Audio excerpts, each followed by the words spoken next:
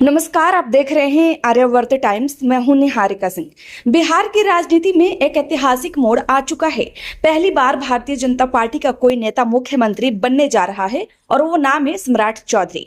जी हां, वो सम्राट चौधरी जिन्होंने अपनी सियासी शुरुआत आरजेडी से की, जेडीयू में पहुंचे और फिर बीजेपी में आकर ऐसा कमाल किया कि आज पार्टी के तमाम दिग्गजों पर भारी पड़ गए। दशकों से बिहार में सत्ता का हिस्सा रही बीजेपी, लेकिन मुख्यमंत्री की कुर्सी हमेशा दूर रही, कभी सहयोगी के तौर पर तो कभी गठबंधन में। लेकिन इस बार कहानी बदल गई। नीतीश कुमार के इस्तीफे के बाद सत्ता का समीकरण बदला और एनडीए विधायक दल ने सर्वसम्मति से सम्राट चौधरी को अपना नेता चुन लिया। बुधवार सुबह 11 बजे सम्राट चौधरी मुख्यमंत्री पद की शपथ लिए। सम्राट चौधरी का सियासी सफर बीजेपी से नहीं बल्कि लालू प्रसाद यादव की पार्टी आरजेडी से शुरू हुआ था। 1990 के दशक में उन्होंने राजनीति में कदम रखा और 1999 में राबड़ी देवी की सरकार में मंत्री बने।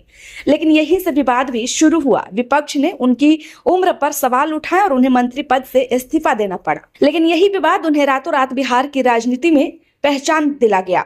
समय के साथ उन्होंने आरजेडी छोड़ी और जेडीयू का दामन थाम लिया। यहां भी उन्होंने अहम भूमिका निभाई। 2014 में जब बिहार की राजनीति अस्थिर थी, तब सम्राट चौधरी ने जेडीयू को समर्थन देकर बड़ा राजनीतिक दांव खेला। उन्हें मंत्री बनाया गया, लेकिन बाद में नीतीश कुमार फिर से मजबूत हुए तो सम्राट को कैबिनेट में जगह नहीं मिली। यहीं से शुरू हुआ उनका सियासी मोह भंग। 2017 में सम्राट चौधरी ने बीजेपी ज्वाइन की और यहीं से उनका असली राजनीतिक उत्थान शुरू हो गया। बीजेपी को बिहार में एक मजबूत ओबीसी चेहरे की तलाश थी और सम्राट चौधरी उस भूमिका में फिट बैठ गए। अमित शाह से उनकी मुलाकात हुई और पार्टी में उनकी पकड़ और मजबूत होती चली गई। 2019 में उन्हें बीजेपी का उपाध्यक्ष बनाया गया, फिर विधान परिषद भेजा गया और बाद में पंचायती राज मंत्री भी बने।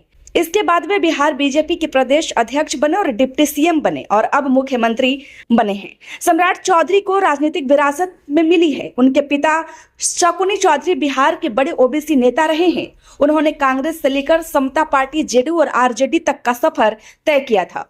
दिलचस्प बात यह है कि उनका असली नाम राकेश कुमार था, लेकिन राजनीति में आते ही उन्होंने अपना नाम बदलकर सम्राट चौधरी रख लिया और आज वो नाम सच साबित हो रहा है।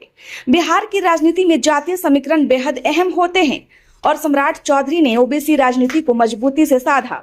तारापुर सीट से जीत, संगठन में पकड़, कार्यकर्ताओं के बीच लोकप्रियता, इन सब ने उन्हें बीजेपी का मजबूत चेहरा बना दिया। क्यों बने सब पर भारी सम्राट चौधरी, आइए समझते हैं। पहली बात, आरजेडी से अनुभव मिला, जेडीयू से रणनीति और बीजेपी से संगठन और ताकत। इन तीनों का मिश्रण सम्राट चौधरी को एक कंप्लीट पॉलिटिकल पैकेज बना देता है। आज बिहार में पहली बार बीजेपी का मुख्यमंत्री बने हैं सम्राट चौधरी और इसी के साथ ही राज्य की राजनीति में एक नया अध्याय शुरू हो रहा है। अब सवाल ये है, क्या सम्राट चौधरी उम्मीदों पर खरे उतर पाएंगे? क्या बीजेपी बिहार में अपना स्थायी आधार बना पाएगी? फिलहाल के लिए इतना ही। बिहार की सियासत में यह बदलाव आने वाले समय में कोई बड़े असर दिखाएगा। अब सबकी नजरें इस बात पर टिकी है कि सम्राट चौधरी के आने के बाद बिहार में सत्ता का समीकरण जो है क्या हो सकता है। क्या नीतीश कुमार की नीतियां लागू रह सकती हैं या फिर और कोई नया खेला होगा? तो फिलहाल के लिए इतना ही। देश दुनिया की तमाम अपडेट्स के लिए देखते रहिए आर्यावर्त टाइम्स। खबर अच्छी लगी हो तो लाइक करें, चैनल को सब्सक्राइब करना ना भूलें। धन्यवाद।